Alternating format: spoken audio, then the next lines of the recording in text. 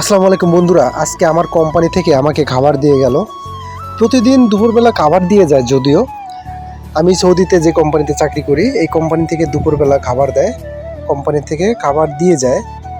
যেখানে কাজ করি না কেন, যেখানে বসে থাকি না কেন, সেই জায়গায় পৌঁছায় খাবার দিয়ে যাবে। তো যাই হোক, প্রতিদিনের মতো আজকেও খাবার দিয়ে গেল। তো খাবার দেখি কি কি খাবার দিল, আজ দেখবো। মুরগি একটা থাকবেই লাজিম, মানে প্রত্যেক দিন দুপুরবেলা মুরগি একটা থাকবে।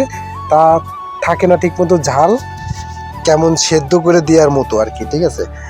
যা আসলে বাংলাদেশের নতুন, হঠাৎ যদি কেউ আমাদের এরকম খাবার পায় তা সে আসলে খাইতে পারবে না। তো যাই হোক, একটা খাবার দিয়ে গেল, একটা পেপসি দিয়ে গেল। পেপসিটা যদিও আমি কিনে নিছি, ৳2.5 লাগছে। ৳2.5 লাগছে একটা পেপসি, বাংলাদেশের প্রায় 70 টাকার মতো। তো যাক, খাওয়া দাওয়া শেষ হয়ে গেল, আমি এখন এগুলো ফেলে দিব। প্রতিদিন মানে মুরগি দেয়, জাল হয় না ঠিক মতো। আপনারাই বলেন, গোশে জাল না হলে গোশ ভালো লাগে? তো কিছু করার নাই, খাইতেই হবে। খাই, ওইভাবেই খাই, আর কি করব।